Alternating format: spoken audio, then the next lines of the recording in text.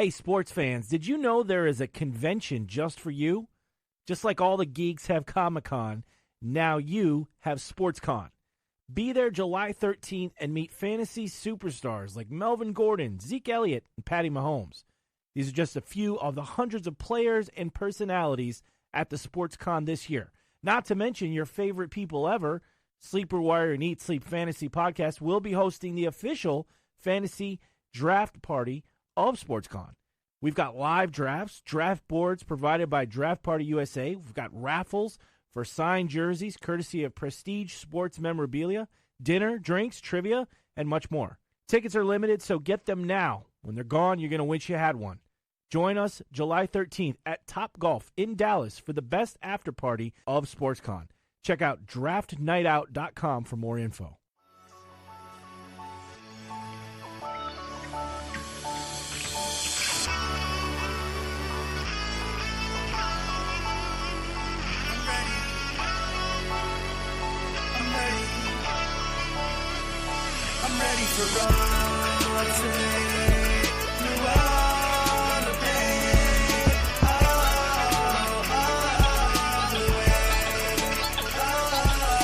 Welcome, everybody, to the Sleeper Wire Show. I'm your host, George. With me, as always, is my brother from another mother, Jason. Jason, how are you? Dude, we are another show in the off season, which means we're another show closer to the NFL season. It's getting there. We can almost taste it. It's a dark, dark tunnel right now in the off season, but if you look closely, there's a light at the end of it. You know what? You know why it must be great to be a flat earther?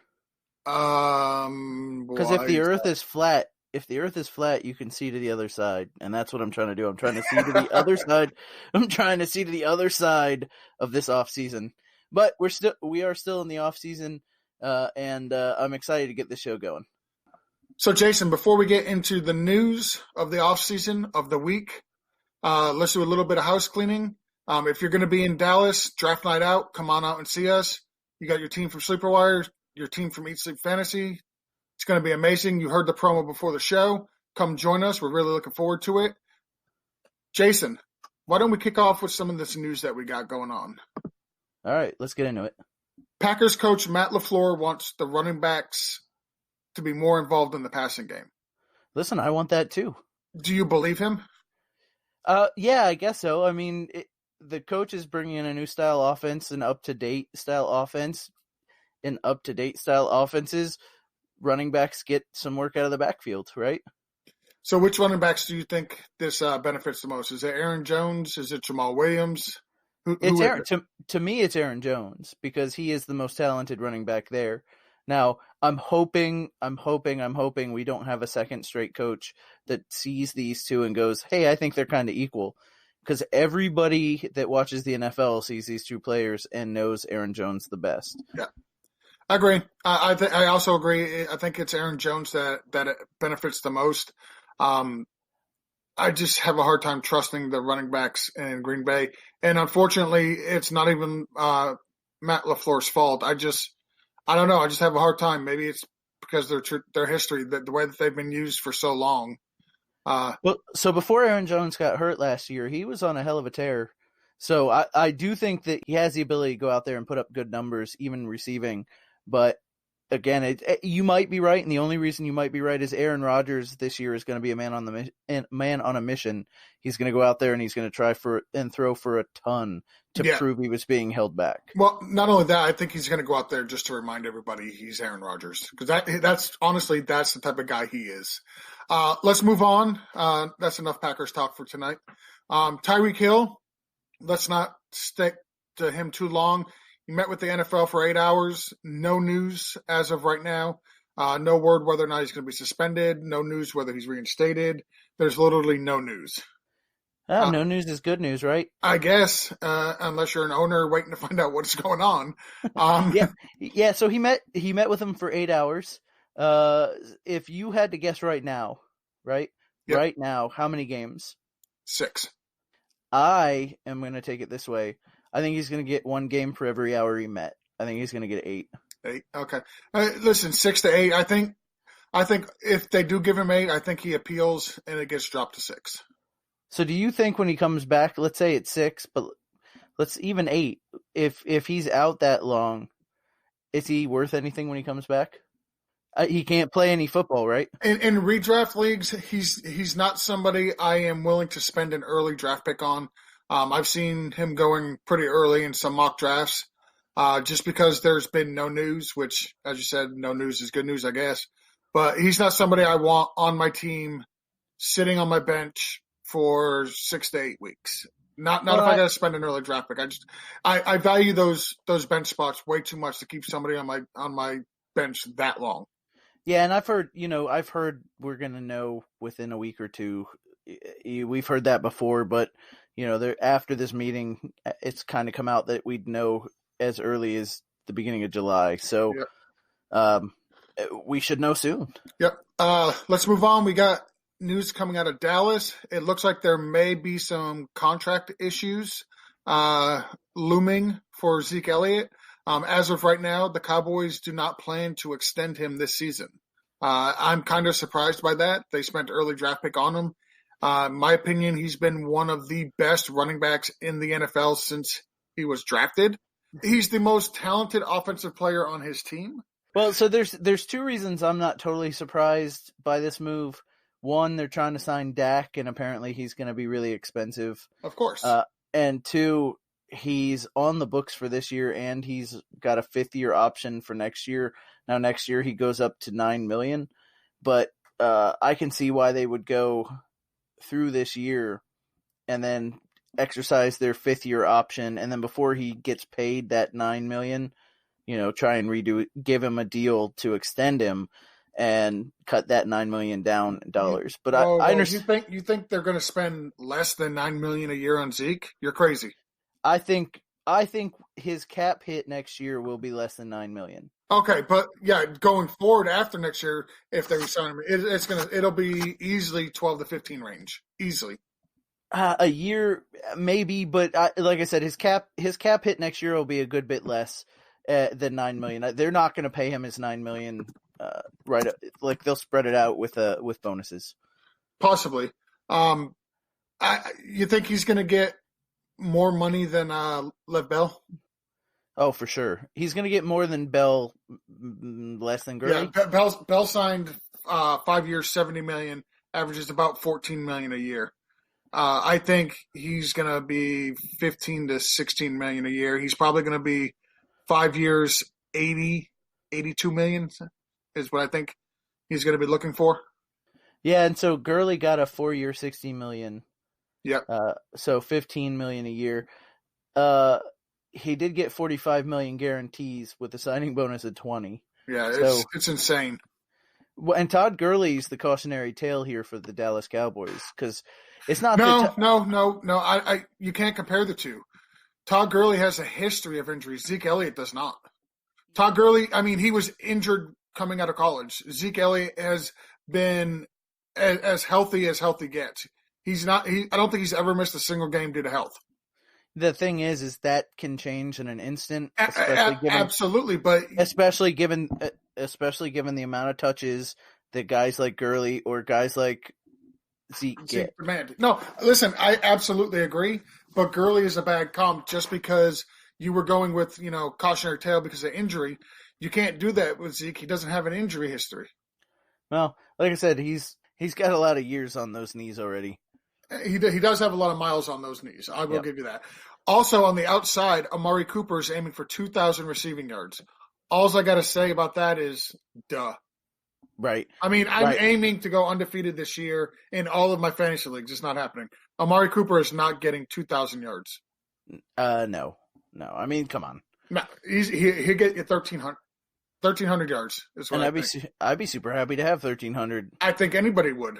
Sony Michel moving over to the Patriots, progressing quickly from his knee scope. They expect him to be ready to start the preseason. Yeah, he's speaking of running backs that have knee injuries, it's not a great thing to have off-season surgery, especially after they draft a running back in the 3rd round. Makes me a little skeptical when it comes to Sony and his ADP. I probably won't have a lot of shares in him just because they did spend some draft capital on another running back.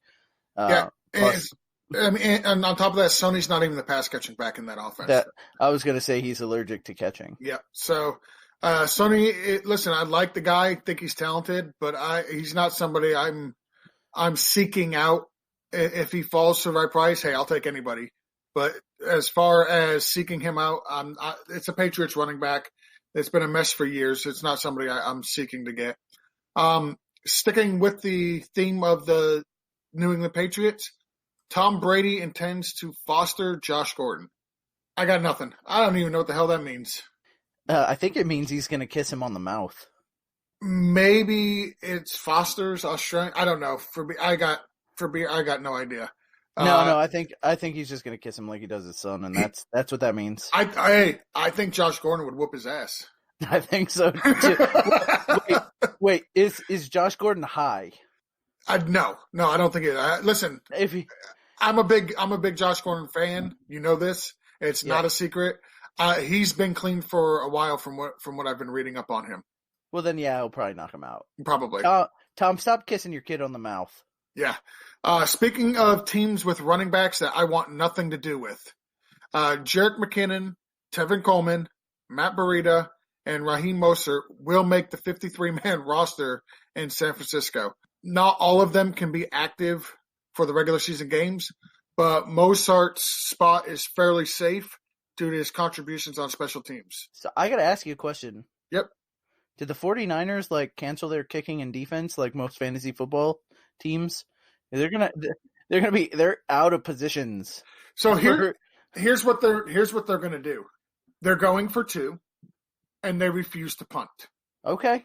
I mean, I'm down with it. Listen, sign me up for that. Yeah, I'm down. Let's do that. Honestly, what it is every single one of those guys, maybe short of Tevin Coleman, but all the other guys have an injury history, so you got to carry them all. Maybe they can string a full season together with healthy running backs between the 4 of them. Yeah. So if they have to cut one of those 3 or one of those 4, who do you think is the odd man out? Well, I mean, listen, Raheem Mostert is good on special teams, but you can find guys off the street to play special teams. The Eagles did it. So I would say Mostert. So I think personally, it would be McKinnon. And here's why I say that. Matt Breida showed last year he can play. Not only can he play, that dude will play injured. Listen, if you had Breida last year, like I did, and you did, Jason, he played. And about the halfway through the first quarter, bam, you got an alert from Sleeper saying he's left the game injured. And you were like, shit. And then in the third quarter, you got that alert. He's back in the game. And then in the fourth quarter, back out. No. He finished the game. For the most of the time, he finished the game. But dude is tough as nails. He plays injured. He plays hurt. He showed last year he was really effective in that 49ers offense. They just signed Tevin Coleman, so I don't see them getting rid of him. So I think the odd man out is McKinnon. They showed last year they really didn't need him. Like I said all last year, if you cannot beat out Matt Asiata and Latavius Murray, you don't deserve to play football. And Jerick McKinnon showed he could not do that. So I think, and he's easy to cut with his contract. It's a team-friendly contract. They can cut him and not take a big hit. So I think McKinnon, if they have to cut one, not saying they will, but if they had to, I think McKinnon is the odd man out. So, George, it's not a nothing cap hit. If they'd have to cut him this year, they would take a $6 million cap hit, but it will be a 1-year $6 million cap hit. With all the money under their cap, they're probably okay. His contract is the reason why that he would be the one to go. So if they hold him this year, he makes $5,750,000 under the cap. Next year, he stands to make to $8.8 million, and the following year 9.2. Now, if they cut him next off season, there's only a $4 million dead cap, and then the following off season is $2 million. So maybe you hold on to him this year if you've got all the money and a roster spot. But $6 million when you've got as much cap space as they have, it's not that big a deal. Yeah, no, that's what I was saying. His contract is the way the team is structured right now. He's an easy cap cut. If they cut anybody, I think it would be him. $6 million this year. He comes off the books next year. No big deal. Let's go on with Tariq Cohen.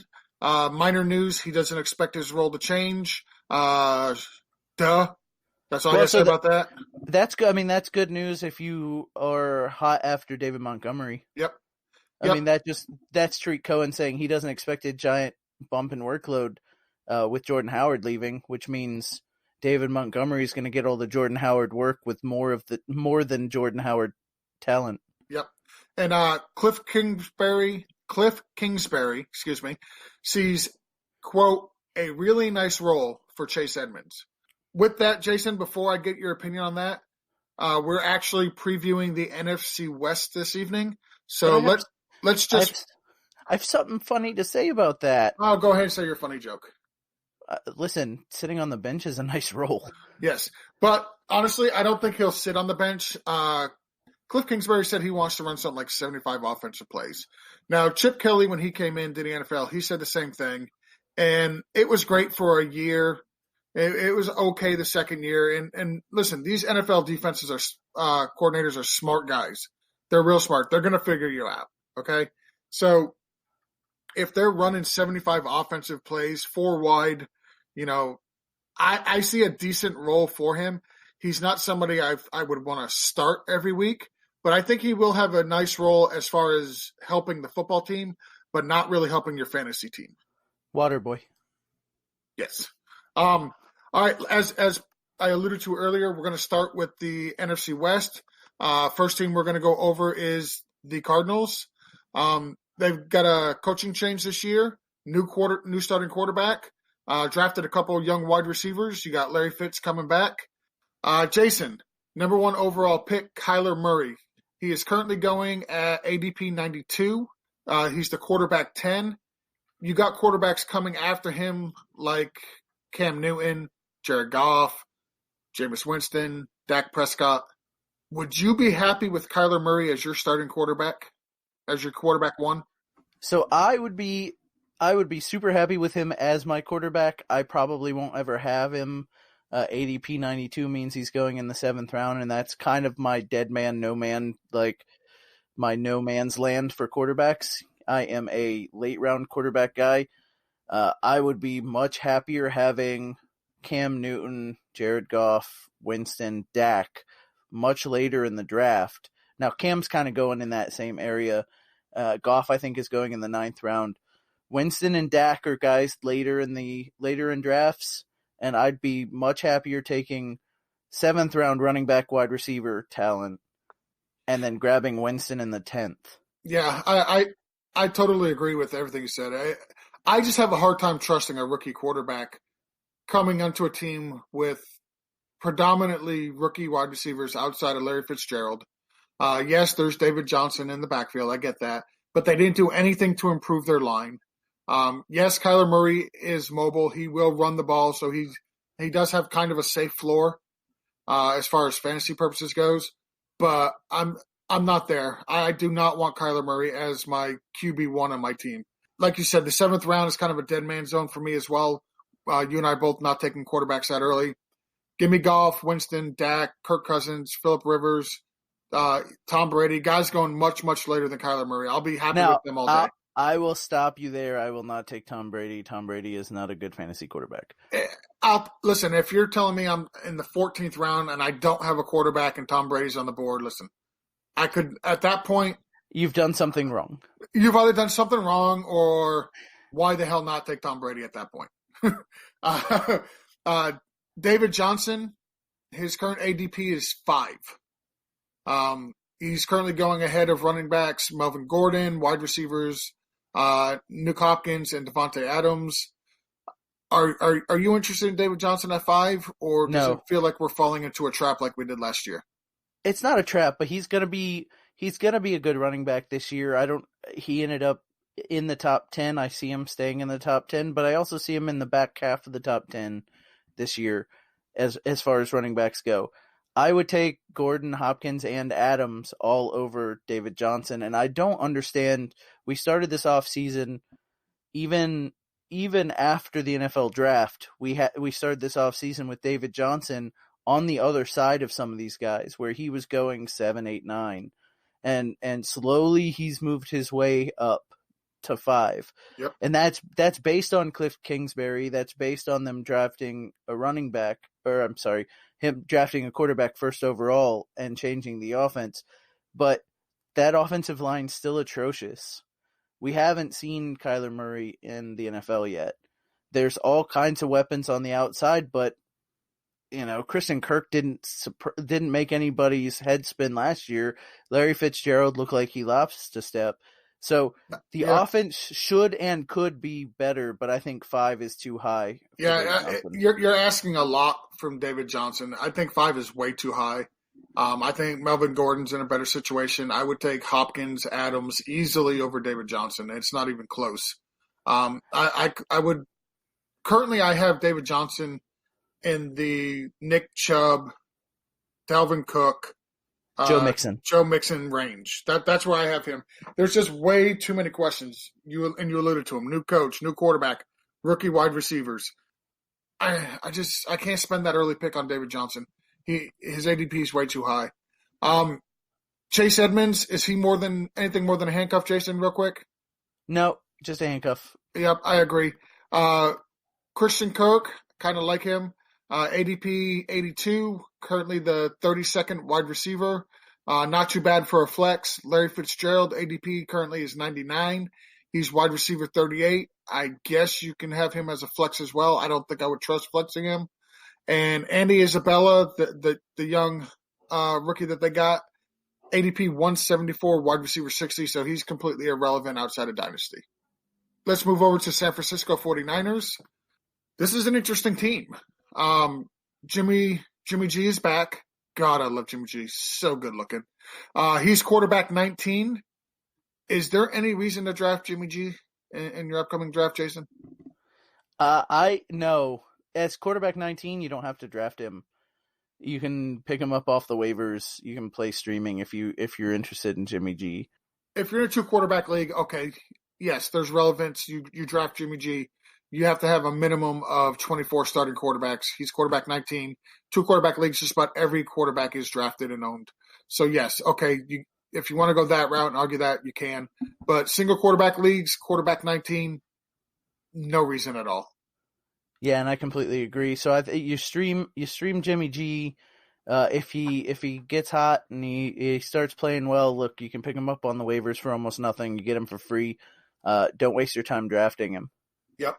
3-headed monster at the running back position.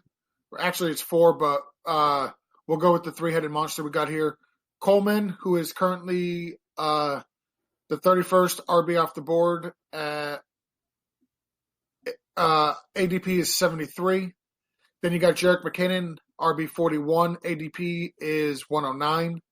And then you got Matt Breida. He's RB 51 with an ADP of 140. Considering how good Breida was last year, and we talked a little bit about this earlier, is there a running back there that you would want to own? So I don't want to own any of them. Just too much. It's too it's too murky, right? The situation's too cloudy. I don't necessarily want to own any of them. If I get myself into a position where for some reason I go 0 RB, which is not my typical strategy, but if I'm in the back half of the draft, all the running backs I really want are off the board. You got like Julio and then Beckham or Juju and then, maybe AJ Green falls and you end up with those 3 wide receivers. And then now all of a sudden you're looking for running backs in the back half to make up for it. I do like Tevin Coleman in this offense. He would be the guy I would want to own of the 3. Maybe Breida way later because he's almost free. Yeah. I think right now his ADP is 140. So like he's 11th round, 12th round. Yeah. So like I'm okay with Breida way back in the back because he costs you next to nothing. But if I needed a running back as let's say an RB2, and this is not the position I typically put myself in, but if I need to be in a running back there, I'd take Tevin Coleman. Okay. Yeah. So there's going to be value in that backfield. Whoever was starting for San Francisco last year did really, really good. They were totally viable, whoever the starter was.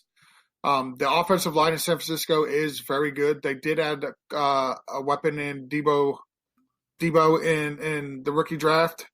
Dante Pettis, second year. Goodwin is coming back. So, there's some offensive talent on the outside. George Kittle, cannot forget about Kittle.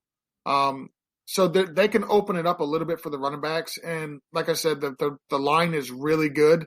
So there's value there. It's just I don't know who the running back to own is. If I had to guess, I'm with you. I would want Coleman, but I want him as like my third or fourth running back. I don't want him to be somebody I have to rely on just because I don't know if I can.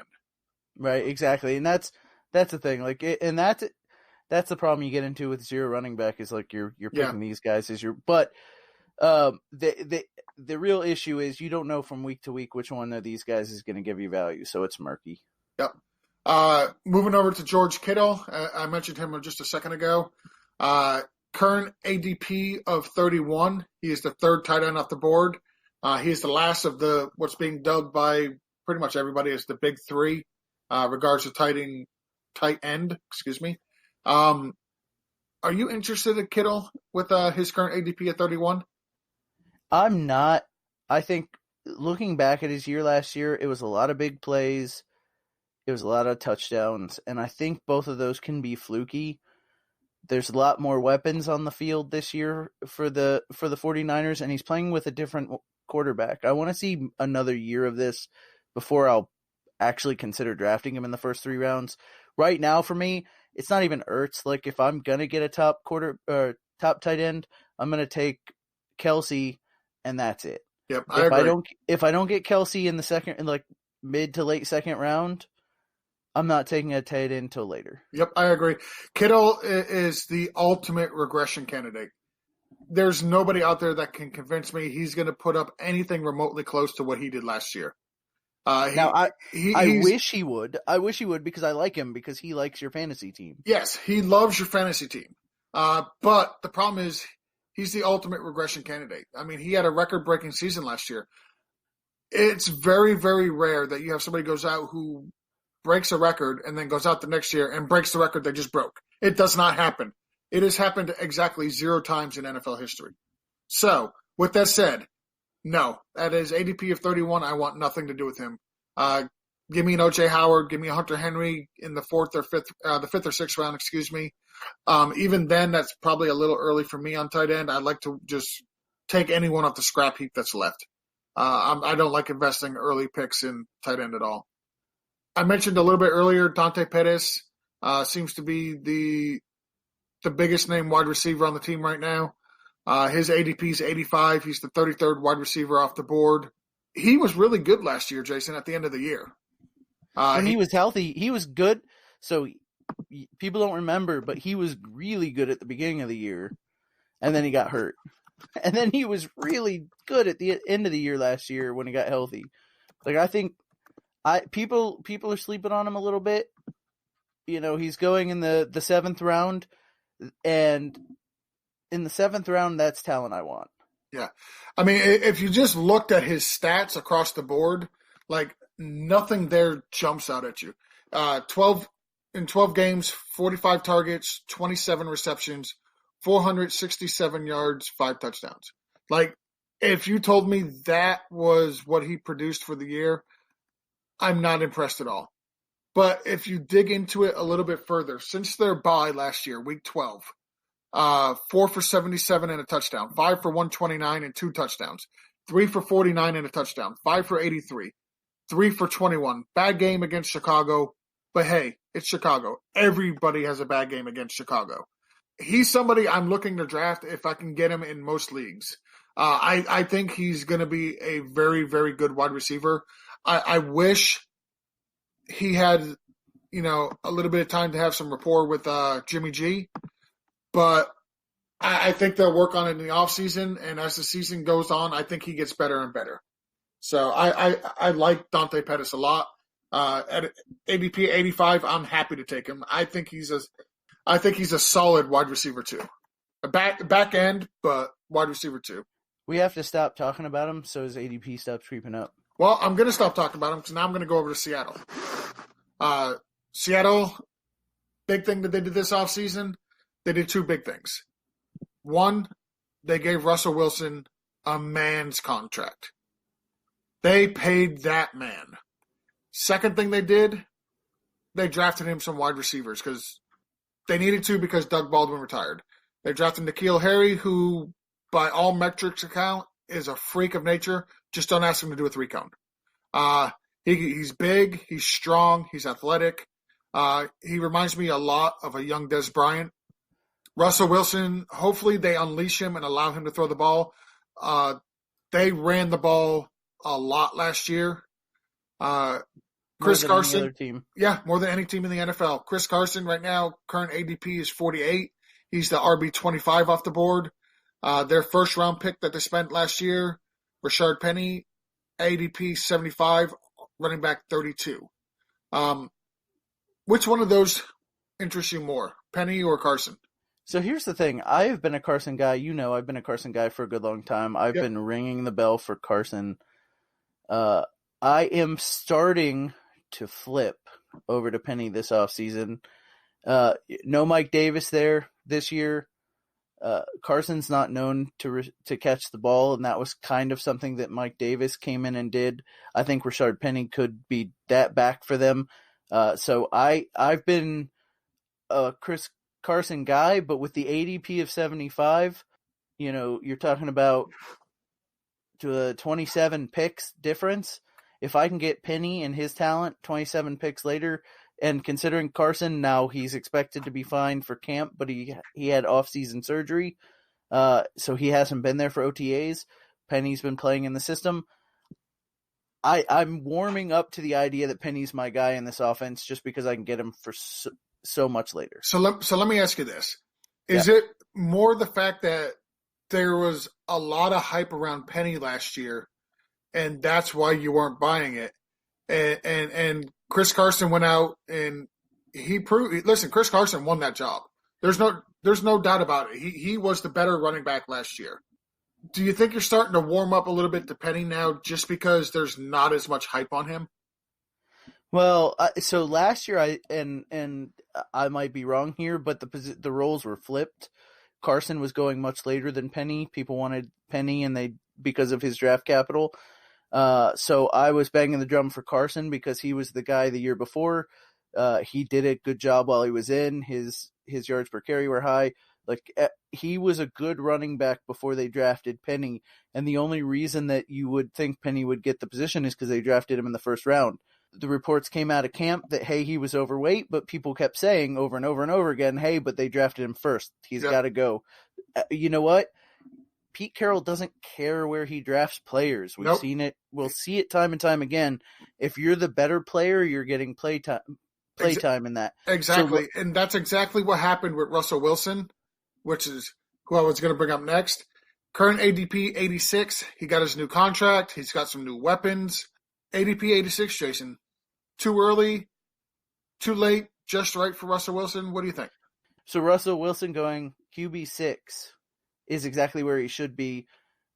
Pick 86, that's exactly where he should be. It's round 7. So all of that's right. But with that being said, for me, that's too early for a quarterback, especially when you have guys like going right in that same area of Marvin Jones, Dante Pettis, Lamar Miller, Will Fuller, Robbie Anderson. Give me any of those guys right there. Give me any of them. And then I'll go find my quarterback later. I completely agree. We touched a little bit on it earlier. It's just the 7th round is just that dead zone for you and I. We're not taking quarterbacks in the 7th round. There has to be a quarterback who falls to the 7th round for me to jump that early to take them. If I'm in the 7th round and Aaron Rodgers or Andrew Luck is there, listen, I'm at that point, you're forcing my hand to take the guy. Outside of one of the top 5 guys falling to the ADP of 86, I'm not touching a quarterback that early. The pool is just so deep. There's so many. There's not really a whole lot that separates quarterback 5 from quarterback 12. So there's no reason in my opinion, to reach for a quarterback at 86. Just not going to happen with me. Let's move on to the wide receivers. As we mentioned earlier, Doug Baldwin is no longer on the team. He went ahead and retired. That moves up Tyler Lockett. He's currently going ADP 49, wide receiver 20 off the board as a wide receiver 2. They drafted the freak, DK Metcalf, ADP 100. He's wide receiver 40 off the board. What do you think about that, Jason? Tyler Lockett, DK Metcalf. This is it's a hard thing for me because I always say, okay, you got to prove it to me. Prove it to me again. Tyler Lockett last year, every week I was saying, okay, I can't play him this week. He's not going to be the same. Every week he'd go in, he'd come back out, he'd get another touchdown, another long bomb. I just don't buy it still. Would you be comfortable with Tyler Lockett as your number 2? No. And I couldn't either. And I think, listen, that could be just a little bit of bias with me, just because I know for years there was so much hype about Tyler Lockett. Oh, this is going to be the year. This is going to be the year. And he would go out and just disappoint and disappoint and disappoint. And he finally had a year last year, but I don't trust him. No, I'm with you. I'm 100% with you. Let's see it one more year. If he can do it again, then next year I will have my hat in hand and I will draft me some Tyler Lockett as the wide receiver 2. But I just going wide receiver 20 to me just seems off. So tell me if you'd rather have this person or Tyler Lockett, okay? Okay. I'll give you a couple before. I'll give you a couple after. I'm not going to tell you which is which. All right. It's a fun game. Chris Godwin or Tyler Lockett? He's after, but I think I'd rather, hype is high. I'm taking Godwin. Okay.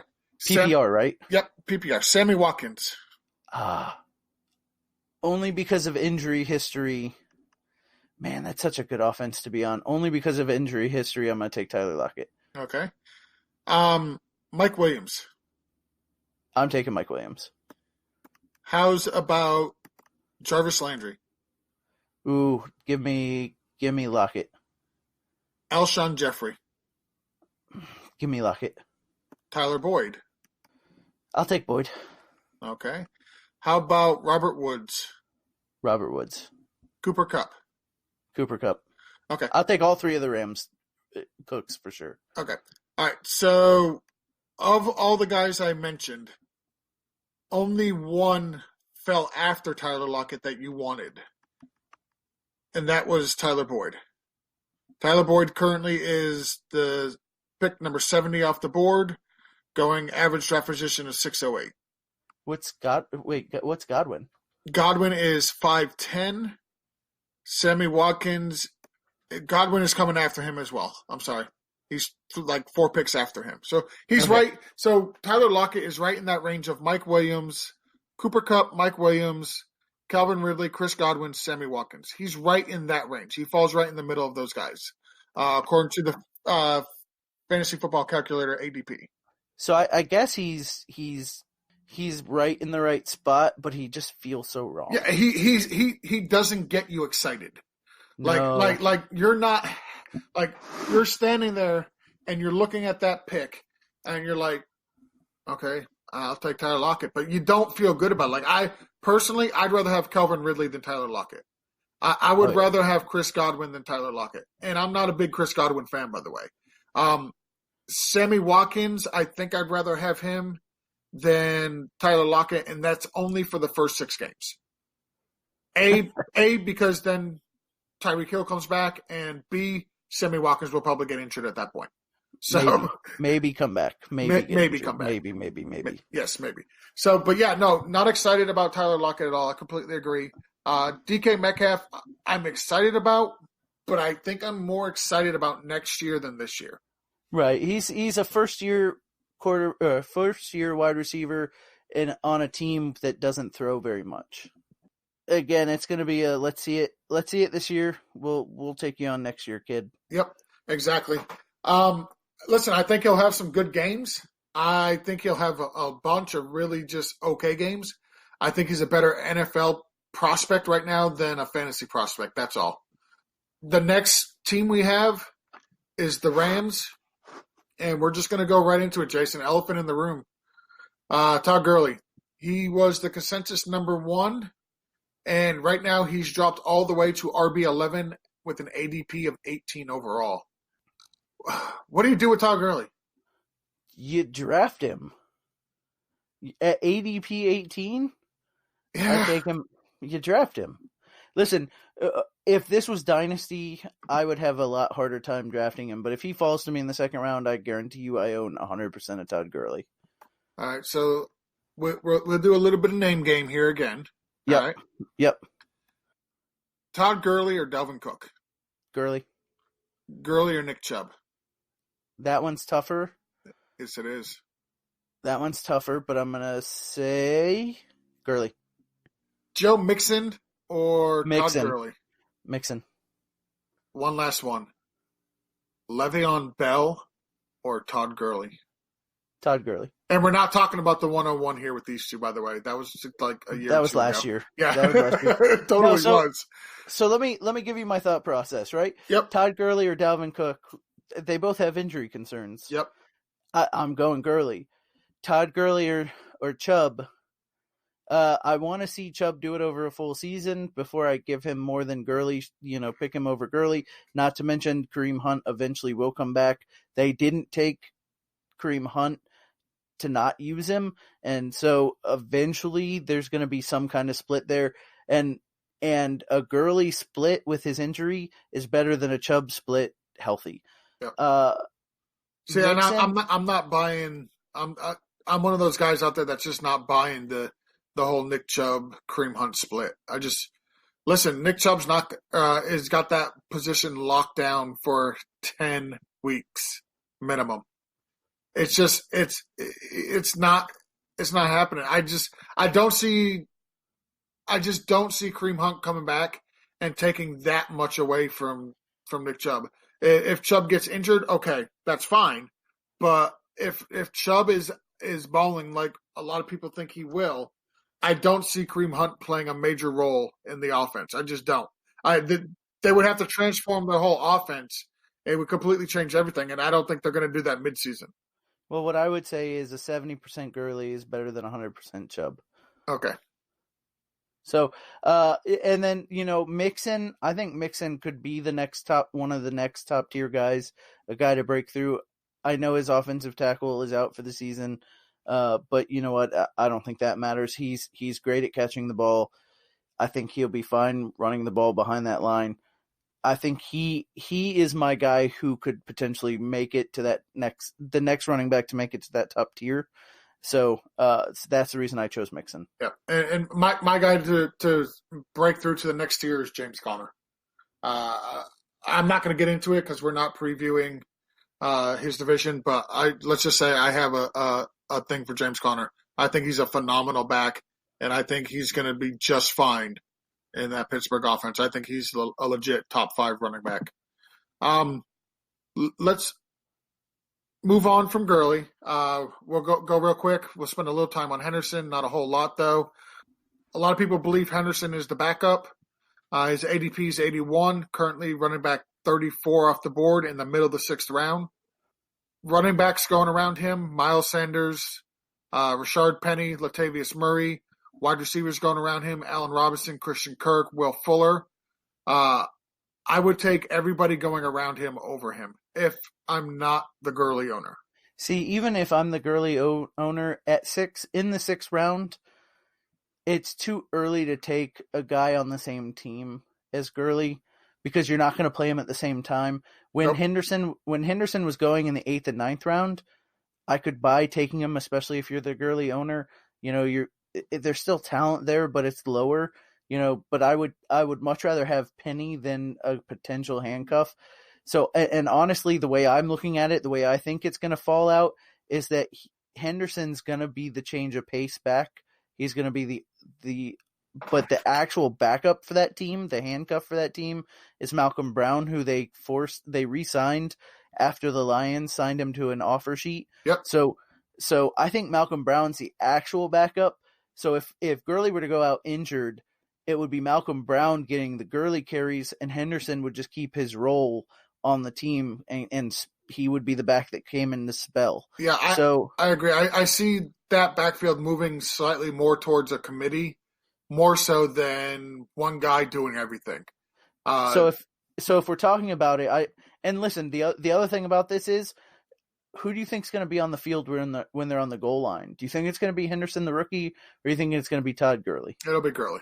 Exactly. So or Malcolm Brown. So, maybe. Well, if Gurley's hurt, then Malcolm Brown, right? Well, I wasn't even insinuating that, to be honest. but I would rather have Sanders. I would rather have Penny. I would rather have Murray. I'm not a fan of Allen Robinson, so I might not want him. But like those caliber players, I'd rather pick somebody who's actually starting for their team, or at least getting significant share, because Penny may be not starting, but like significant share of the carries, versus Henderson, who's probably a rookie who's going to get a change of pace. Yeah, if Henderson goes out and gets 6 to 7 touches a game, that. I mean, I'm just saying that's realistic. I think I don't see a whole lot more than 6 to 7 touches per game for him. So at that ADP, I want nothing to do with it. I'll let somebody else have it. Let's move over to the wide receivers. You got Cooper Kupp coming back from injury. You got the always consistent Brandon Cooks and the ever steady Robert Woods. Cooks' current ADP is 41, Robert Woods 44, Kupp 47. So they're all going in the 4th round. They're all going within just a handful of picks from each other. Is that the order you have them ranked for your preference? Cooks, Woods, Kupp? I am a big Cooper Kupp guy. I think he is. I want to say he's probably the most important wide receiver on that team. We saw that offense struggle a little bit after he got hurt last year. It struggled a lot when he got hurt last year. Yeah. Jared Goff's numbers dropped pretty sizably when Kupp went out last year. So if I had to pick in that range of a wide receiver, I'm probably taking Kupp, but only if I hear that his health is better. Okay, you know what I mean? Like that. Yep. That's the hesitance, and that's why his ADP is bearing that out. That's why he's 47.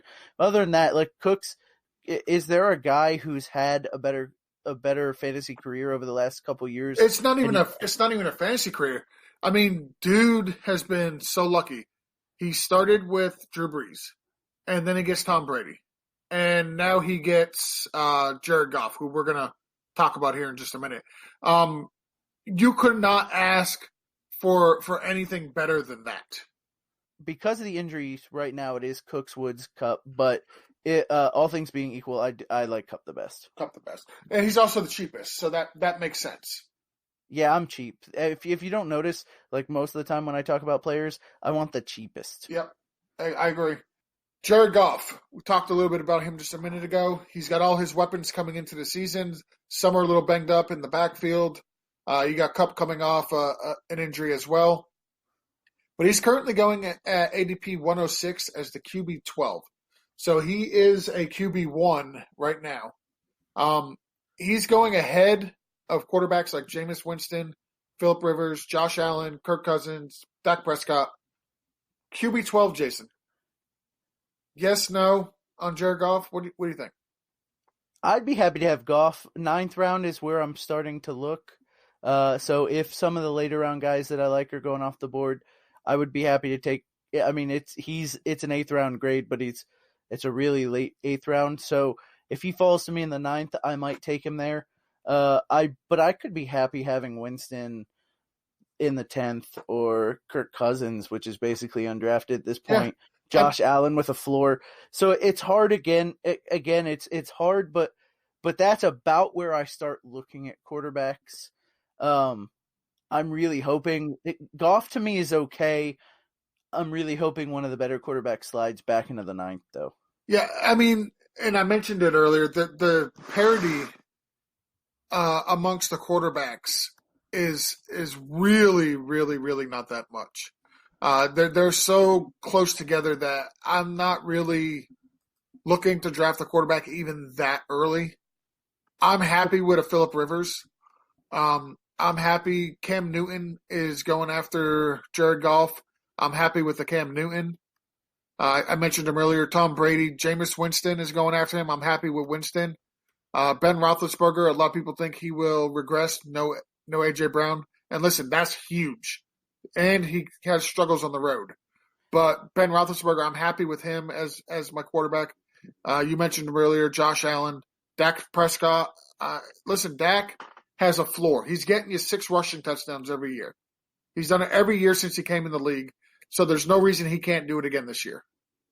It's just the quarterback position is so deep. Kirk Cousins has 2 wide receivers being drafted in the first 3 rounds. He's going significantly later. You mentioned it earlier. He's practically free. So we talk about late round quarterbacks, but first know your league, right? Yep. So we keep talking about late round quarterbacks, but George and I are in a home league together. We go to a local place, we draft. It's one of the few places where we play still, where quarterback's still a thing. They go early. Some of them have been pushed late, but here's what you need to know about some of these types of leagues. If you're in a league where your opponents are drafting 2 quarterbacks, our league is like that, where guys are drafting 2. So if you get caught really late on quarterbacks, just know you're going to be stuck with some of the guys that you don't really want. So when late round quarterbacks is a great strategy, but know your league. If by round 9 people are going to start drafting their second quarterbacks, you want to snap them up, even if there's guys you like on the board. So we're talking about leagues where you're playing online against people that kind of know, I don't want to say know a lot about fantasy football, because the guys we play against, a lot of them know a lot about fantasy football, and drafting 2 quarterbacks is a strategy. They're trying to hurt guys like George and I, who play a lot of fantasy football online, where the strategy is you don't take a quarterback. So by taking the second one, now all of a sudden our options for late round quarterbacks, it's a lot tougher, and streaming options are a lot harder. Just know the league you're in, know the rules, and keep an eye out. Yeah, I was going to say that's a great point about knowing your league. Like you said, our home league, you do have guys who will draft 2 quarterbacks. We have guys in the 5th round, they'll take an Aaron Rodgers, and they'll come back in the 6th round and take an Andrew Luck if he's still there. It makes no logical sense to me, other than now you're drafting 2 quarterbacks and you're going to sit one on your bench, and you're hoping somebody will trade you something decent for that quarterback. Does it always work out? No. Does it work out sometimes? Yes. But knowing your league is uber important. It's super, super important. We could preach till we're blue in the face about taking a late round quarterback, but if you've got guys taking their second quarterback in the 8th round, and you look at the board, you don't have one, and 4 people already on their second quarterback, yeah, you might want to reach up and grab one at that point. That's a very, very good point, Jason. Thank you for bringing that up. Absolutely. So that is our NFC West preview. Jason and I tore through the teams. Jason, I didn't put this on the sheet, but I want you to pick them. All right. Who's winning the division? Oh, the Rams. You think the Rams are going to win the division? It's not even close. So I like what Seattle's done, but their defense has taken a hit. I know what you're saying. They've lost a lot of talent on the defensive side of the ball. And at some point, every year their defense, to me, has been overperforming. They've lost superstars, and their defense overperforms. At some point, the bottom falls out of that. It does even out. So if I'm handicapping it right now, it's Rams, Seattle, Niners, Cardinals. I like the Cardinals to be better. I think the Cardinals will be hot in the first half of the season. Teams will see what they're doing and know what they're doing. Go in the back half of the league, everybody will have figured them out. I got the Cardinals winning 5 games. Yeah, and listen, that's not a bad thing for them, but a lot of rookie wide receivers, a brand new head coach, rookie quarterback, aging talent at wide receiver with Fitzgerald, and a terrible offensive line. There's reasons to be hopeful there. And they've also lost a couple pieces on that defense. No more Honey Badger. I think Peterson is gone as well. maybe suspended. Yep. Was he suspended? Yeah. So there's reasons to be hopeful, and their future seems to be bright, but look, not this year. The 49ers, I like what they've done as a team here and there, but their running back situation, if you've got four running backs, you don't really have one. Wide receivers outside of Pettis. Tell that to the Patriots. Yeah. Well, okay. Well, Bill Belichick breaks every mold for the game that you can't compare. But I'm not high on their running wide receivers. Outside of Pettis, who knows what they have. Kittle's a nice piece. Jimmy Garoppolo has never really played a full season, so we don't know what he could actually be. That's what hangs me up right now on the 49ers from doing anything is the quarterback situation. And listen, I like Jimmy Garoppolo, but we haven't seen a full season from him. I think if anybody does challenge the Rams for that division, I honestly think it will be the 49ers. They've got a really good young defense. They do have some talent on the offensive side of the ball. Jimmy G can be good. We've seen flashes. Just we haven't seen it, sustained. But I think if any team is going to challenge the Rams in that division, I think it will be the 49ers. So, with that said, I'll put it back on you, George. Can the Rams go back to the Super Bowl? No, I don't think they will. Just any good reason? Yeah, Chicago. I said good reason. And I said Chicago. All right, so I'm a big believer in that Chicago defense. I think they will mask a lot of Mitch Trubisky's flaws. I think Miller coming into his second year is going to take a big jump. I think Allen Robinson, second year in this offense with Mitch Trubisky, will take not a big jump, but I think he will do better than he did last year. Burton, they drafted a good running back. Tariq Cohen is healthy. I think that defense is going to do wonders this year, and it will mask a lot of the flaws on the offense. And I think the offense is, while it's not great, it's not going to blow anybody away. I think it's good enough to get the job done. Yeah, so the reason I don't, and I'm not picking a team to actually go, you said Chicago. That's not my reason why I don't think the Rams will go. But I think that defense lost Sue and a couple other players. That offense, if Gurley's not the stud he's been, Henderson and Malcolm Brown aren't the players that Todd Gurley is at his peak. And who knows how Kupp comes back. I just think there's a little bit of offensive uncertainty, and that defense, which wasn't amazing last year, even though they had some talent, got worse. So I don't think they make it back, but the wild card's McVay. He's a hell of a coach, so he could do it. Yep.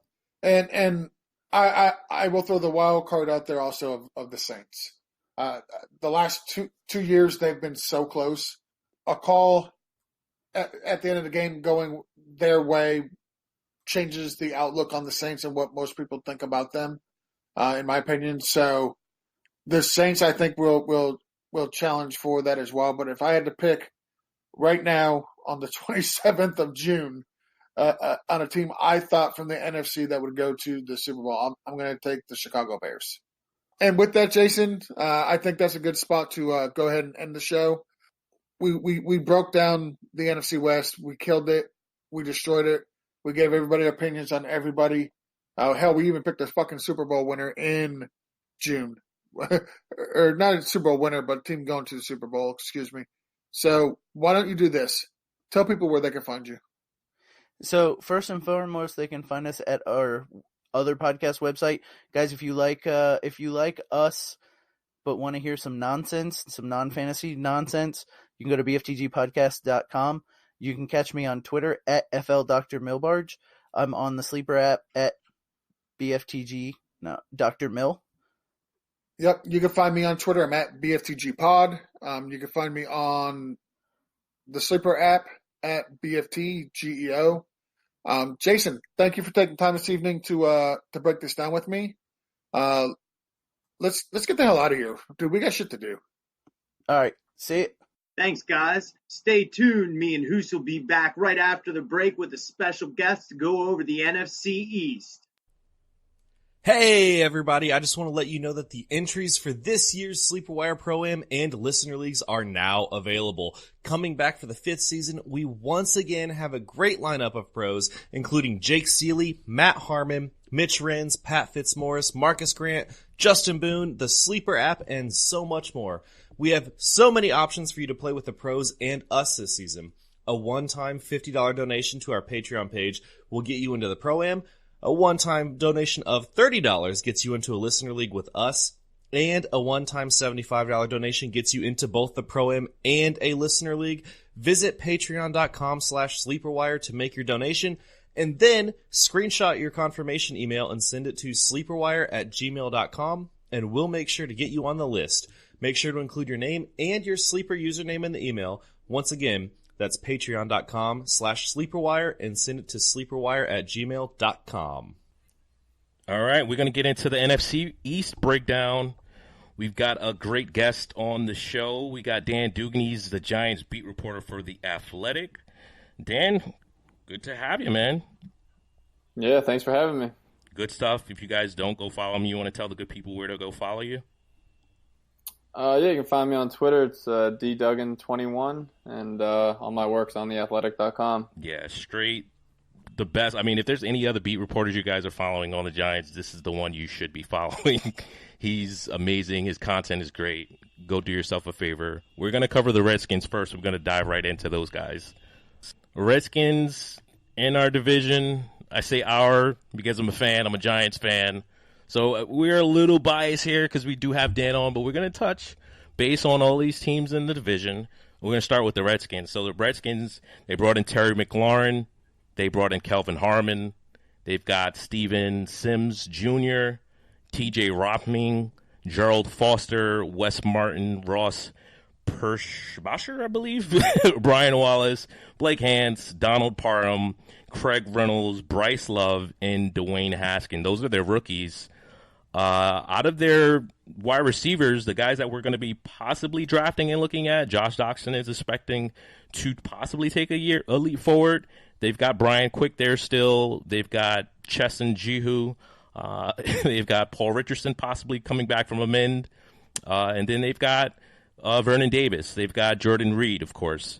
And then they've got Case Keenum and Dwayne Haskins at quarterback. And we're taking an extra close look this offseason at Darius Geis, Samaje Perine, who seems to be the only healthy back there right now, and Bryce Love as well. So let's dive into the Redskins. What are our thoughts on who can possibly be fantasy contributors on this team? Yeah, I mean, I think that not a ton of guys pop out there when you run through that list. The skill position is pretty weak. I mean, obviously, Geis has probably high hopes. If he doesn't get injured last year, I think he would have been a guy who probably would have made an impact. Adrian Peterson, seems like he's kind of ageless, but at some point, you feel like he's probably going to hit that wall.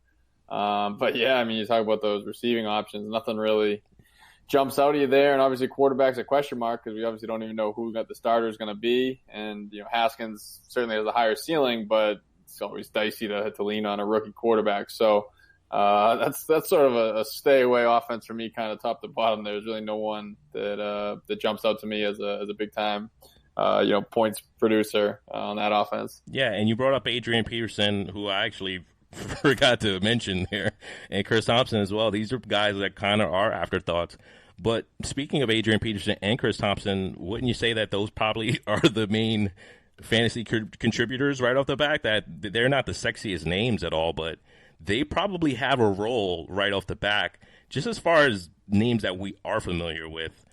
Possibly Jordan Reed. Yeah, we don't know what's going on with the wide receiver. I'm sorry, the quarterback situation. They do want Dwayne Haskins to start, but Case Keenum, he could start. He's obviously going to push him for the job, and they brought him in. He is a starter. So what would you say as far as if you had to pick one of these guys for your fantasy team, where would you take Adrian Peterson? Would you look at him as like a RB3, RB4, or would you just kind of, like you said earlier, just hands-off approach because they do have Darius Geis? Yeah, I mean, I think I'd rather have Geis, just, because he's the younger guy, the recent draft pick, a lot more invested in him. So I think if he shows well in the preseason, they're going to want him to probably be the number one guy.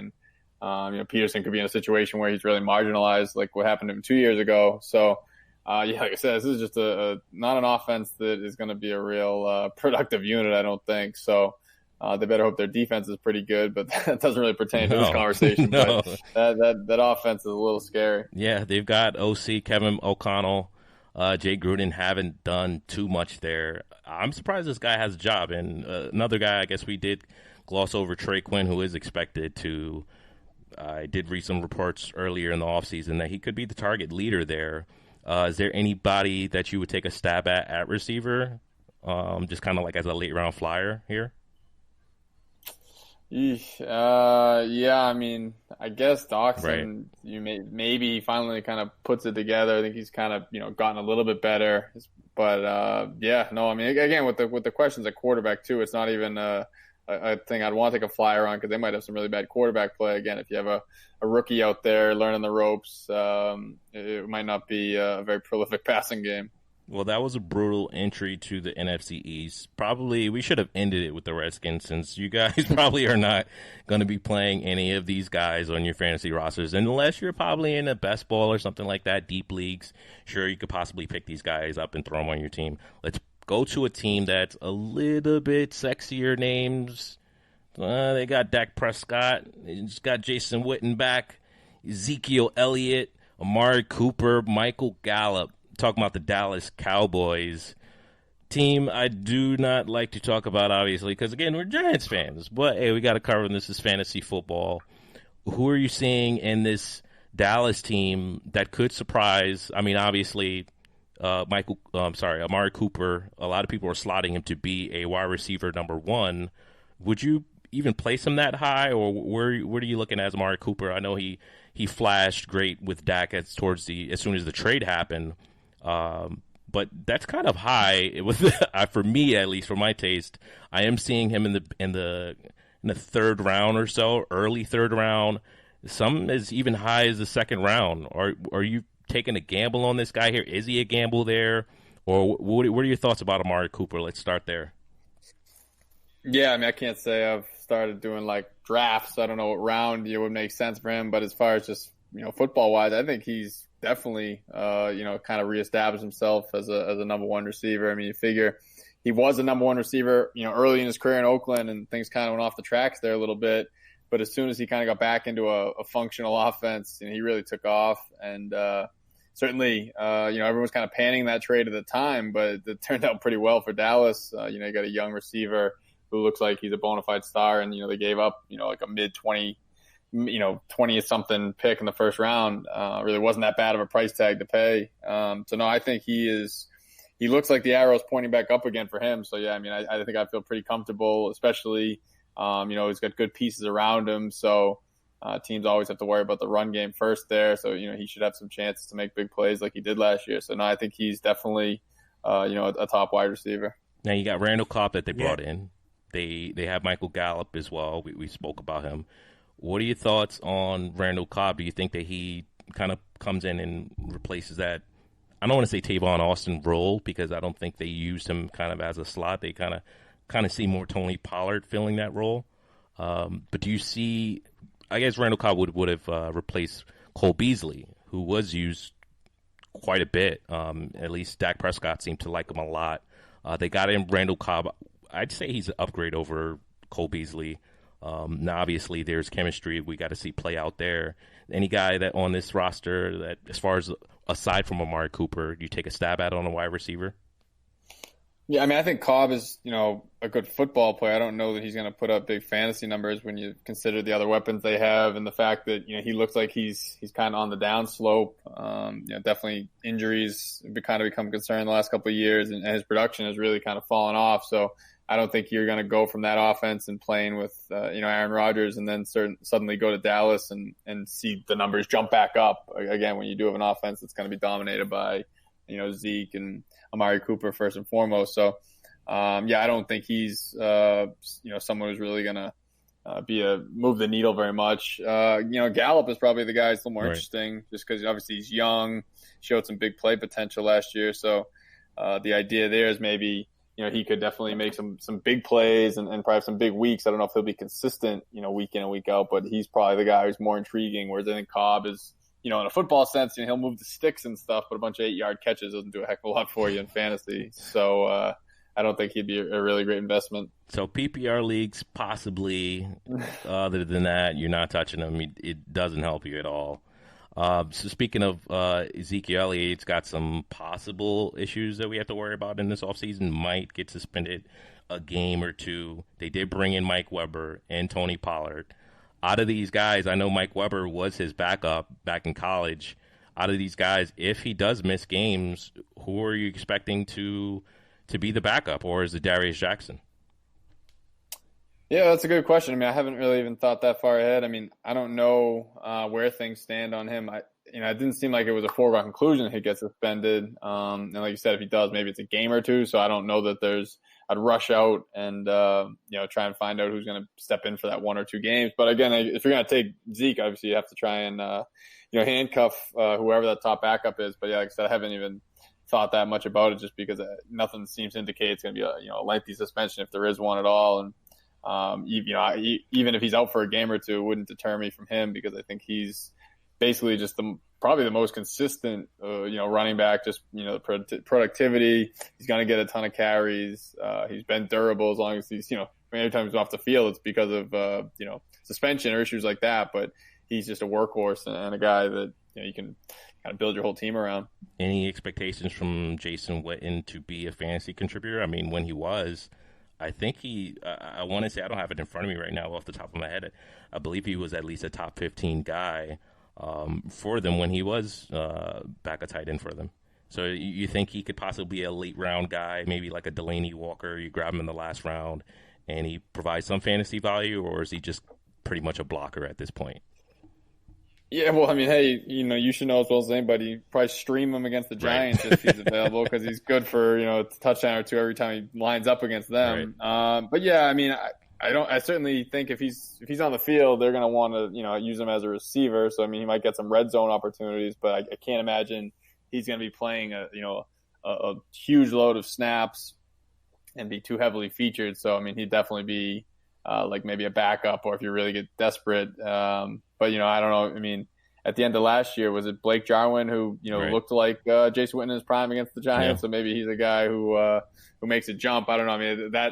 I think in that offense, I don't think the tight end is going to put up huge numbers. And you're talking about a guy was getting up there in age and been out of the game for a year. I'd be a little hesitant there with Witten.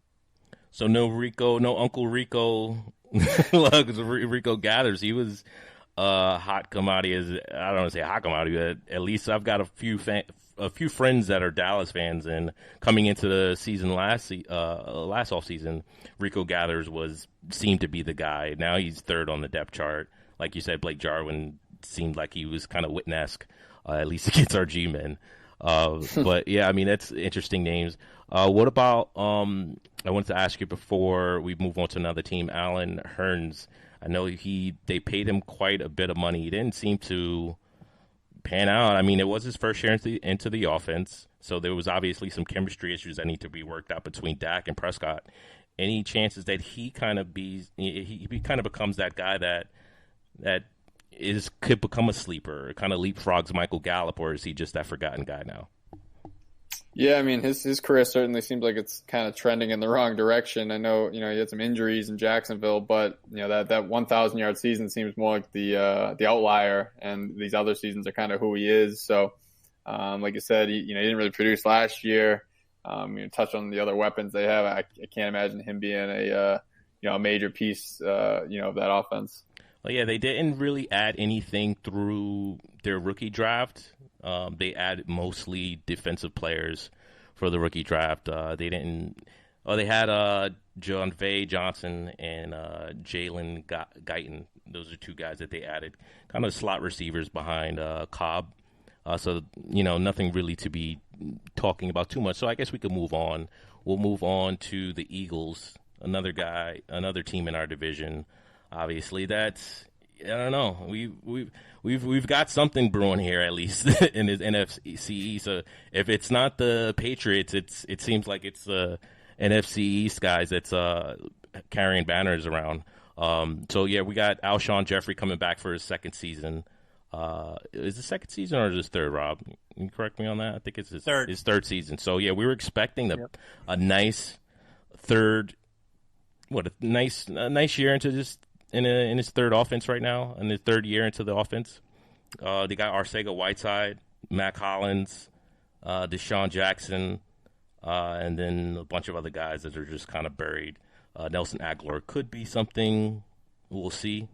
And then on the running back side, a bunch of question marks. They got Corey Clement, Wendell Smallwood. They still got Donnell Pumphrey.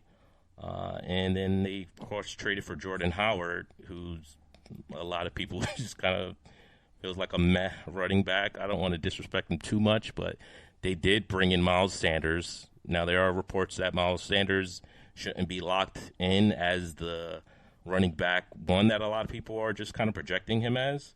But, they did trade for Jordan Howard. What are your thoughts on this offense and where they can stack up against, I guess, the rest of the division? Yeah, I mean, I think it's probably, the most balanced offense. Maybe it doesn't have like the top level star power of like a Saquon Barkley or Ezekiel Elliott, especially obviously at running back, but just a lot of weapons, a lot of, kind of good complementary pieces. I mean, you mentioned Zach Ertz, who, he produces like a wide receiver. So it might not be like that top end, early round draft picks in terms of fantasy, but just on the field, there's a lot of production there, a lot of, bringing Deshaun Jackson back. I mean, everyone knows what he brings, and talking about ageless guys. I mean, he still seems like he runs a 4.3 40. No one can keep up with him still. So he adds that really kind of big play dimension that was sort of missing, I think, and I think that's a big piece for them to get back. I know they seem like they're pretty excited about the rookie. I'm probably going to butcher his pronunciation, the J.C. Arcega Whiteside. I'm not 100% sure how I pronounce that. Jaws, is that what they call him, Rob? Yep, they're calling him Jaws. Right? Okay, that makes it easy then. Yeah. So, I mean, I know they seem to be excited about what he brings to the table. The running backs, like you said, it's kind of like there's not one alpha guy there, but I think, Howard could be the goal line guy, and, Sanders certainly has some potential, and Clement and Smallwood kind of have their roles. So there's a lot of pieces that might make it hard to say, like, who's going to be the fantasy stud, basically, outside of Ertz. And, I think Wentz will probably have a big bounce back year, assuming he's healthy. So I think this is going to be a very productive offense, but it might be a little bit of whack-a-mole at wide receiver in terms of, who has the better matchup, or with Deshaun Jackson, it's always, did he catch an 80-yard touchdown or did he not, kind of determines his value week to week. But the fact that he's capable of it, and I think in this offense we'll have opportunities, make him the kind of an intriguing guy as like a wide receiver 3 probably, just because, it's tough to match that type of potential that he brings with just, he could take it to the house at any moment. Now this team, it feels like there's just a bunch of sleepers on this team because nobody's drafting any of these guys high. Alshon Jeffrey, usually drafted around the 4th, 5th round of dynasty. I'm sorry, not dynasty leagues, at redraft leagues year after year. He's probably going to fall quite a bit. I don't have his redraft position right in front of me, but I would say he'd probably fall right around that round 8, round 9 range. And if you can get him there in the third year in this offense, you should be stealing there. And then Arcega-Whiteside, they're calling him, they're saying that he could possibly be a sleeper. And then, of course, Boston Scott as well, who we haven't heard much of, but they're saying that he could also fill a role in that third down role. A guy that he was on the Saints, I believe, last year in the practice field, and now they brought him over. So they've obviously been looking for that kind of Sproles replacement for some time, and he could be that. So it feels like a very sleeper-ish team. You're not really drafting any of these guys high aside from Zach Ertz. And Zach Ertz almost feels like he can, I know it sounds kind of gross, but it sounds like he could possibly bust based off of all of these other guys here. I mean, unless they just solely focus on Zach Ertz. So I don't know if we're going to see the targets as, you got Dallas Goedert in there as well. I don't know if we see the target share like we once saw last year and the year before that. It's kind of a team that I kind of feel like the Redskins, they're almost like the Redskins. You kind of want to stay away, but the names on this team seem to be a little bit more attractive. So you kind of feel like you're compelled to pick a couple of these guys. And we're all probably going to have way more of them on our fantasy teams than, of course, the Redskins. Anything else here before we move on to the real team of this division? What is it? I guess as a lone Eagles fan, I got to speak up a little bit here. Go ahead, So Rob. you guys got me outnumbered by quite a bit. What do you got to say? I think they have that basketball style out there. So sure. There's going to be a lot of touchdown passes to Alshon, Zach Ertz, and JJ Arcega-Whiteside. But they aren't going to be evenly distributed. I think it's going to be one guy one game, one guy another game. So a lot of those Eagles wide receivers might be better in best ball. Yeah, I think that's a great point, and definitely where we were alluding to.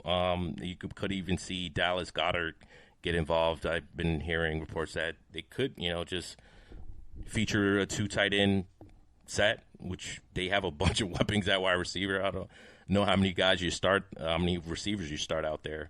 But yeah, unfortunately we have Rob Rose, Eagles fan in the wings, so I had to say something about them. We're going to move on to the Giants, the G-Men, and of course we got Dan Duggan, of course, to break them down. So I'm going to kick them off to you. Who's turning heads on the team? Who should be watching out for? We know Saquon Barkley, obviously a stud. Who else should we be watching for? Is there anyone else? Daniel Jones, he turning heads, or Golden Tate, Darius Slayton, Corey Coleman. There's a lot of interesting names on this team.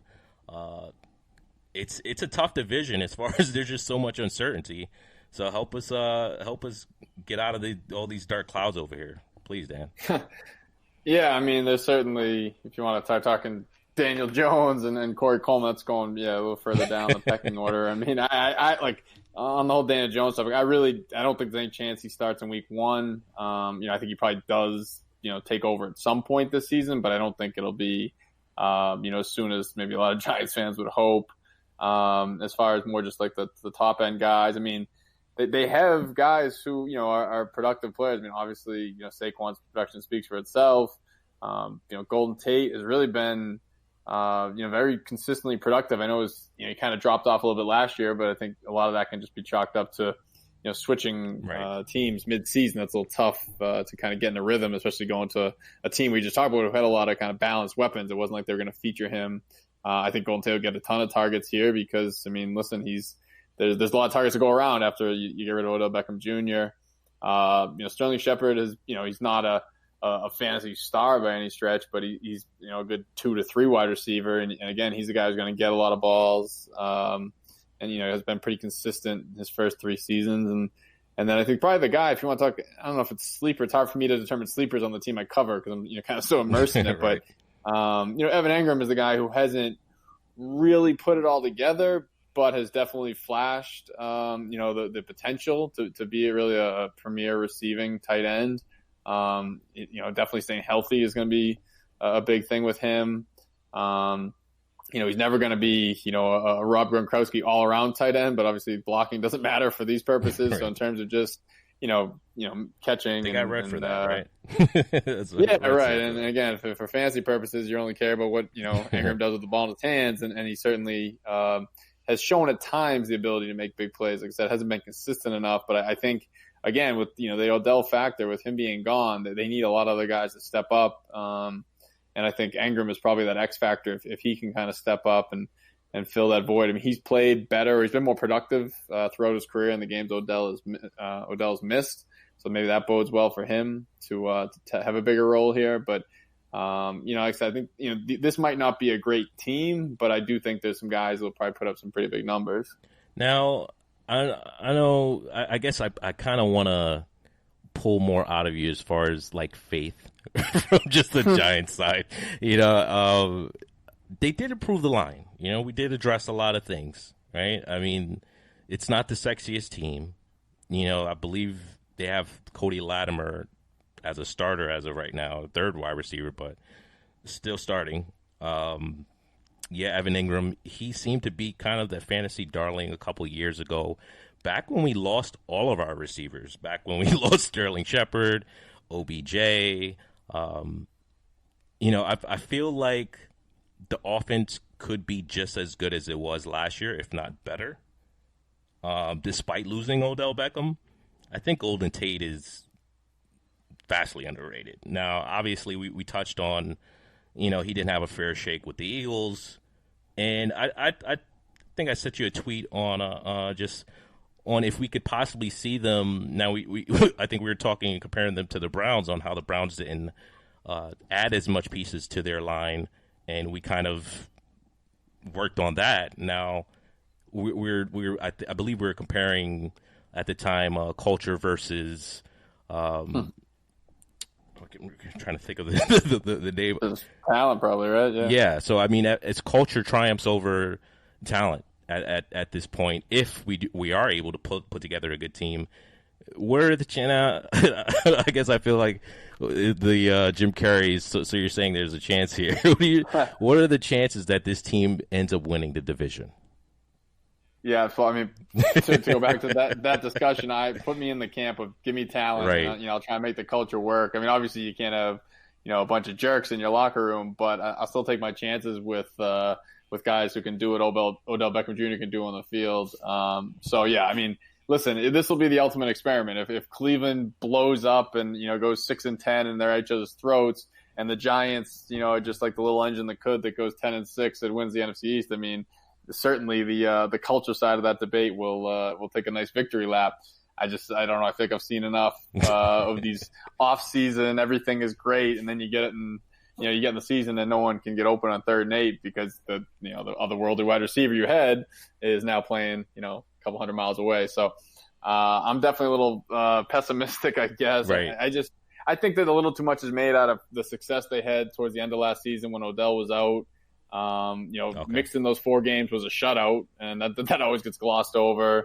There's a couple pick sixes that kind of boosted the score. I mean, you have to watch those games. If you remember, the Redskins were, the total shell of themselves by that point, starting Mark Sanchez. And, the offense did, move the ball a little bit better, but they were also playing better in the second half of the year before Odell got hurt because the offensive line got better. And you touched on that. I think that is kind of the thing that'll rise all boats, especially Saquon Barkley, because you figure he did what he did last year behind a terrible offensive line. Right.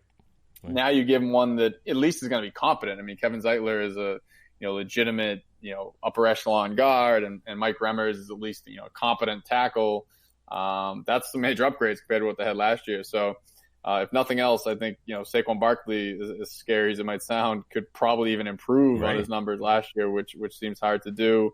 But the quarterback position is still a weakness in my opinion. So I don't expect the passing game to suddenly take off when you subtract Odell Beckham Jr. just because your right guard is better. I think that there's still going to be some sort of a setback there when you lose a talent like that. But I think Barkley should be every bit as good, if not better, just because the run game should be a little bit more effective. And I mean, his talent is just kind of limitless. How tough is it, right, to be a beat reporter for the Giants, right? I mean, we've any New York team, right? We get the most scrutiny.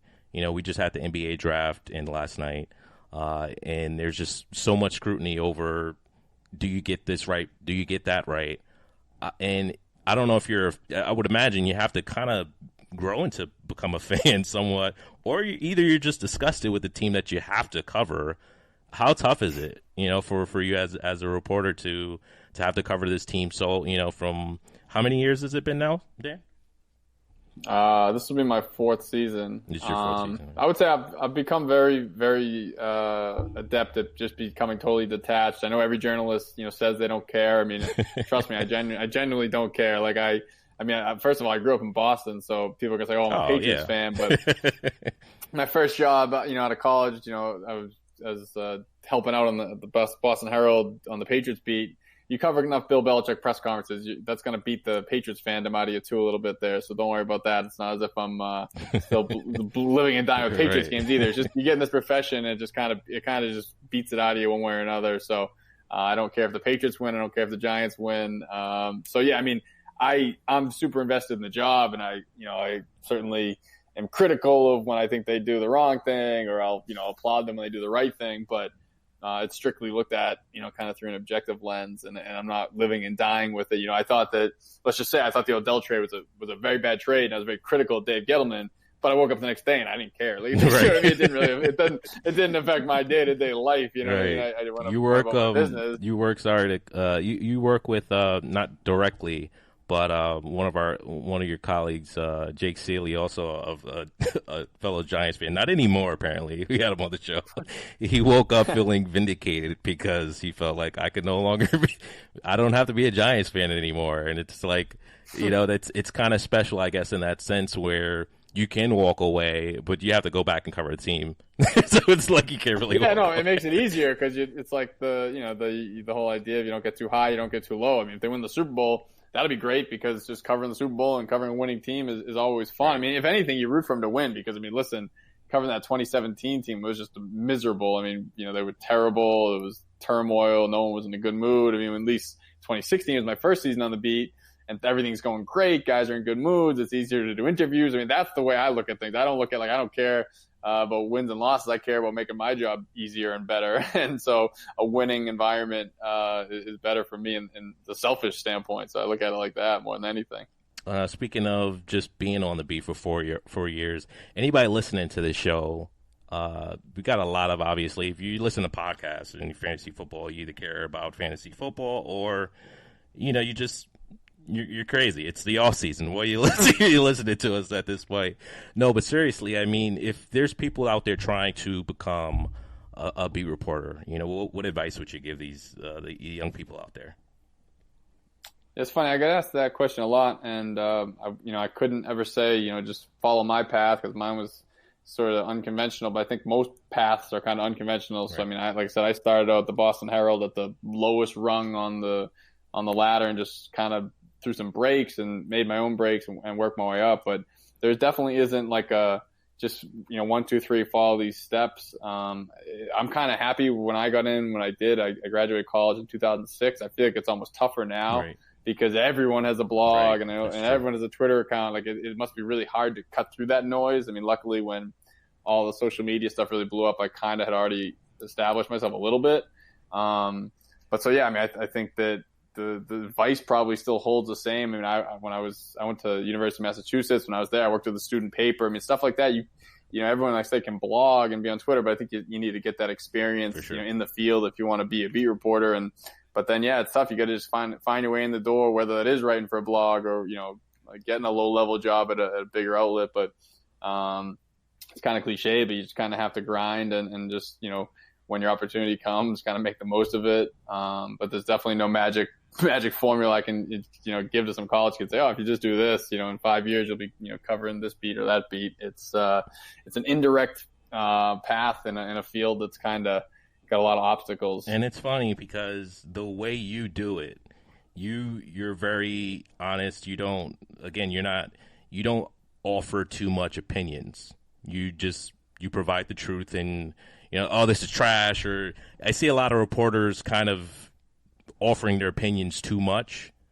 And that's why I appreciate it, like the way you do it, especially it's in New York. You would think troll, right? Like, why wouldn't you troll and get the most eyes? And so that's why I definitely appreciate the work that you do, that the fact that you're doing it so differently in this climate where everyone just kind of throws out either misinformation just to be the first person right, or just throws out whatever just to try to get some eyeballs their way or a laugh or whatever. And you often just kind of gloss over those things and make sure you're putting out the right content. So that I thought was very important for me to just bring up, because a lot of people think, just say something crazy and people will look at you and you'll get a bunch of retweets. That's not your style. And I think that's what's so refreshing about it. And also shows people that you don't have to be a troll in order to get eyeballs, and to do it right. Yeah, no, I really appreciate that. I mean, it's nice to know that gets noticed, because it's definitely tempting at times to say, I got this, this joke about Eli that would get me 1,000 retweets, but it would also, make me look kind of an asshole. And I'm trying, you try certainly to to be balanced. I mean, definitely if you're on my Twitter, I do have sort of a snarky personality. And No, people yeah. get bent out of shape about that. It's like, listen, you got to have a little fun with it. But no, I definitely think that, yeah, certainly, I think a lot of people probably go about it in a different way than I do. Right. And I can only do it my way, but it is nice when someone like yourself appreciates that.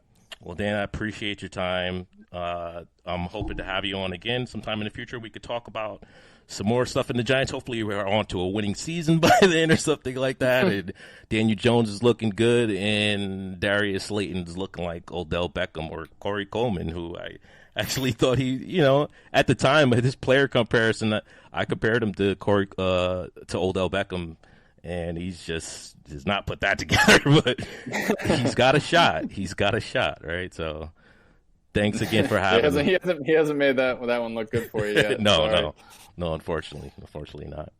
Again, thanks for being on. You want to again tell the good people where to find you and where they can find your stuff. Yeah, absolutely. So like we said on Twitter, it's Duggan21, and I'm always on there. And then theathletic.com is where you can find all of my little bit more in-depth coverage. But yeah, those are the two sites you can kind of find all of my Giants coverage. And that's going to do it for this special double feature episode of the Sleeper Wire podcast. Thank you to George, Jason, Hoos, and of course, Dan Duggan, who was nice enough to drop by and chat some NFC East with us. We'll catch you guys next time.